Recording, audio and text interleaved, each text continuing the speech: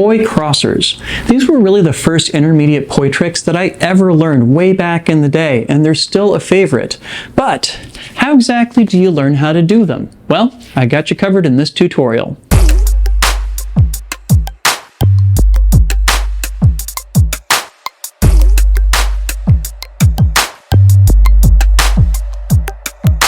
Drex here from DrexFactor Poi, sharing with you the love of poi spinning and flow arts to benefit your body and brain. In this video, I'm going to walk you through some basic theory as to why crossers work. I'm going to talk you through some exercises that will help you get a feel for your crossers, and I'm going to give you a complete walkthrough on how to do them, plus some ideas for transitions in and out of them. But before we dive in, I just want to give a quick shout out to the friends of the channel. Big thanks to Dark Monk, Fire Mecca, Flowfests, Flow Toys, Paraterra Light Toys, and Ultra Poi for helping to make the videos on this channel possible. You can learn more about all these awesome companies and the work they're doing to support flow artists like yourself by checking out the links down in the description of this video. And special thanks to the non-business friend of the channel, Pekka Pekkonen. Thank you so very much for supporting my channel, my work, and my mission. So let's talk for a second about what exactly is going on in a crosser. Essentially, in a crosser, you're moving back and forth between positions where your upper body is faced to either your stage right or your stage left. And in the process, you're switching whether the poi seem to be spinning forwards or reverse relative to you. Regardless of whether you're turning from the side where the poi appear to be spinning forwards or they appear to be spinning reverse, either way, you're going to be paying attention to whichever hand and poi are on the side of your body that's in the direction that you're about to turn in. So, for example, if I'm about to turn to my stage left side, I want to pay attention to the point when my right hand poi is going across the midsection of my body. This is an opportunity for me to turn my entire body over to stage left and complete the turn. Likewise, when I'm turning back to stage right, I want to pay attention to when my left hand poi is moving in that direction. And when that happens, I want to follow it all the way around to complete the turn. Performing a crosser is really just alternating back and forth between these two turns. Crossers are an example of what we call poi reels. That is, moves where the poi are switching back and forth across our body in something like a 2-beat weave. We first learn how to do reels at the beginning of our flow journeys, usually with the poi spinning in together time, same direction, and we can also perform them with our poi in split time, same direction. That is, when the poi are always pointing away from each other.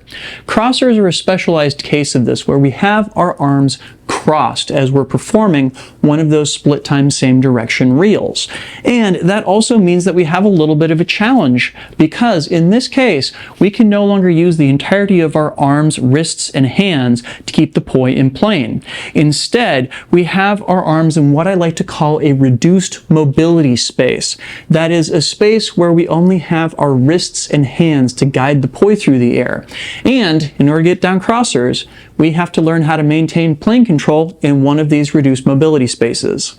Now, we can start to get a feel for how this trick works by practicing each of these reels with each hand independently. So, for example, I can take my right hand here and spin the poi around clockwise relative to me, and I can move it all the way over to my stage left, and from here, practice doing what I would think of as being a reverse tic-tac, or a reverse 2-beat. That is, as I'm spinning the poi reverse relative to me, I'm crossing it back and forth across my body. So relative to you, it'll look like it's doing this.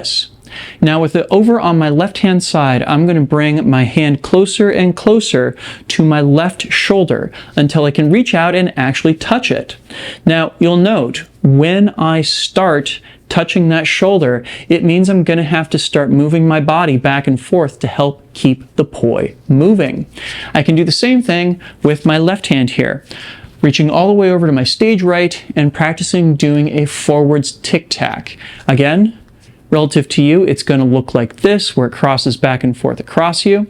And I'm going to practice moving my hand closer and closer to my right shoulder until I can actually touch my right shoulder. And once again, it means that I have to pivot my upper body back and forth in order to keep it moving. All right, so technically you could actually just practice doing each of these reels one by one and then work on performing them together. And eventually this probably will work. But personally, I think the better option for getting down this trick is to practice getting down your crossed arm planes, both spinning the poi forwards as well as reverse. Here's what that looks like. I'm going to start off faced over towards my stage right with my 2 poi spinning split time same direction forwards at my side. I want them to be even with my shoulders and perfectly straight vertical. From here, I'm going to go ahead and cross my arms, and I want to try and keep the 2 poi once again spinning vertical on my sides, like so. This is going to take practice and lots of it, but ultimately you want to get to a point where you can keep the poi spinning for a total of 10 beats without hitting yourself and keeping your timing consistent. And once you've got things down on your forward side, it's time to learn the reverse side. So at this point, I'm going to turn towards my stage left, and I'm going to get my poi spinning reverse split time same direction at my sides. Once again, I want to make sure that they are parallel, about shoulders width apart. And from here, I'm going to go ahead and cross my arms once again. You probably want to make sure that you've got the same arm on top, whether you're facing your forwards or your reverse direction. But either way, again, you want to try and keep your planes straight vertical on this reverse side. You also, just like you did on the forward side, want to make sure that you can get down 10 reps cleanly without the poi hitting you or without losing your timing. Cool, so once you've got both the forwards and the reverse sides down, it's time to work on that turn that takes you back and forth between them. Here's how it's going to work. I'm going to go ahead and start off on my forward side over here, and I'm going to pay attention to when my right hand poi, which confusingly enough is now on my left, is going to be passing by my left hip. It happens right there, there, there. When that happens, what I'm going to try and do is let my entire body follow it around to my reverse side. Now you'll notice, as I'm performing this turn, there's a moment when I'm kind of pausing here in wall plane and I have each of the poi pointed off to their own individual sides before I let that right hand poi come around back past my left shoulder and complete the turn. So I would recommend counting down to learn this, thinking that you're going to make the turn in 3, 2, 1, and turn all the way around to your stage left. Awesome. And now that you're on your stage left, it's time to learn the turn back to your stage right.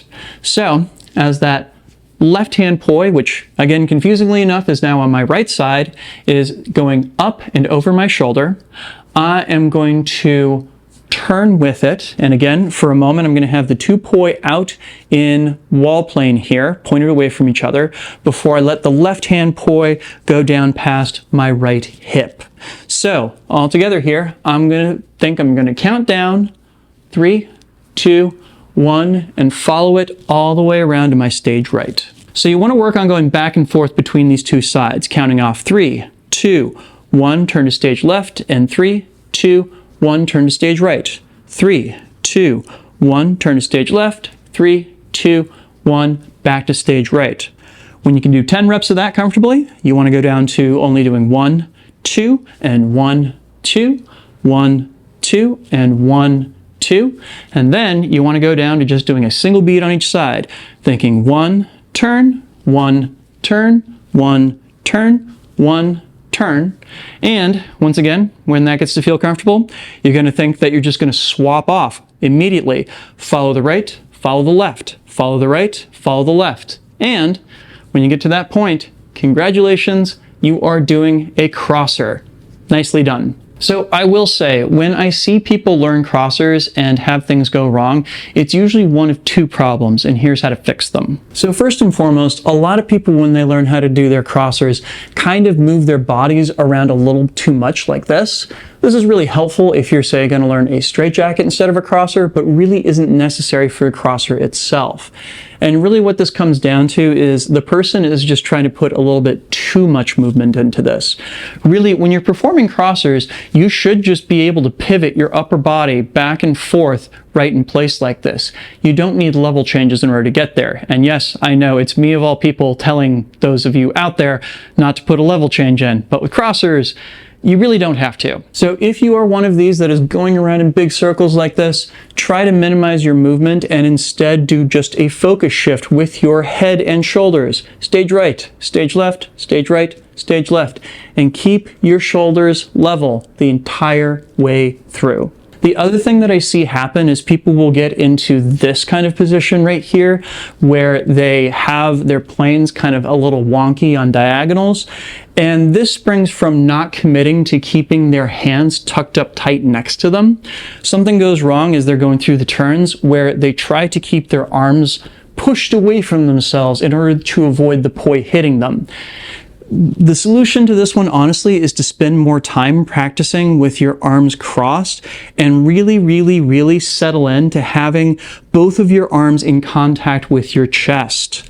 It's only once you get comfortable with that you'll be able to perform a crosser with your arms in the proper position and not locked away from you like so. Alright, so now let's talk some dance options for your crossers. As with all poi tricks that involve pivoting your upper body back and forth, crossers are a great fit for pas de bourrées. That is, these kind of side steps that involve crossing and uncrossing your feet as you go from stage left to stage right. Basically, you're looking to cross one foot in front of the other, and then open, and then cross behind, and then open once again as you go back and forth. And of course, you can mix it up and put a foot behind and open, a foot in front and open. And you're looking to time that with those moments when you're turning your upper body back and forth. So in those moments where, say, your left foot is going to reach around in front of your right foot, you want to do that when you're turned to face your stage right. You open during the turn and you step back when you are faced to your stage left, and vice versa. You want to step that right foot in front whenever you're turned to stage left, open on the turn, and then tuck your right foot behind your left when you're faced over to your stage right. So, winds up looking like this. As we take it across, boom. As we take it across, boom. Nice, right? So the dance move that most people are probably thinking of to go with a crosser is to perform a pirouette with said crosser, which of course first means that you need to know how to do a pirouette. It is helpful to be able to get up on your tippy toes with one foot while the opposite foot comes up and makes contact with your knee. As you do that, you're taking the momentum of your entire body up and around like so. Now the real trick to landing the end of that pirouette is that you're going to try and actually overturn as you're doing it. That is, if I'm coming from facing over to my stage right and going around, I want to land facing my stage left. I switch back out of it so quickly that the audience can't tell. But the thing is, if I try doing that pirouette and landing center, I wind up in a spot where one of my poi goes out of plane for a second. If, on the other hand, I complete the turn all the way to stage left, it means that I get a much cleaner plane out of it. So, over-rotate just slightly to take yourself all the way to the opposite side, and you'll thank me for it. Okay, so what about transitions in and out of your crossers? So by far, the most common transition I see for getting into crossers is to get into them from either a weave or a waist strap, like so. And it's easy to see why. All you have to do is wrap your arms around each other and then just pivot your upper body back and forth. To get back out of it, you pause at one side and open up your arms to allow you to switch back into your 3-beat weave. We wrap the arms around to get to the crosser, and we open them back up to get back into the waist strap. Nice. Recently in a choreography video, I performed a little combo going back and forth between a 1.5 and a crosser, and I was asked how it is done, and here's the answer. Mainly, as I'm going out and around with my right hand performing the pendulum above my left, I let my left hand hang out underneath my right armpit for an extra beat, and then I can bring the right hand as it comes down and around into the crosser by bringing it up past my left shoulder. So again, I'm going to let the right hand go over and drop down and around as my left hand hangs out in my armpit, and that brings me into the crosser. To come back out, all I need to do is spread my arms across and go back into the 1.5. Easy peasy. Cool, so I hope this was helpful, not just for getting down your crossers, but also for showing you some things that you can do with them. If you went out and used these tips to learn yourself some crossers, be sure to tag me in any videos that you take showing yourself doing this move. I am at DrexFactor on most platforms. I'd love to see your hard work. Did you get anything out of this video? Please make sure to like, share, comment, and subscribe to help other people find it, and of course, to help my channel grow.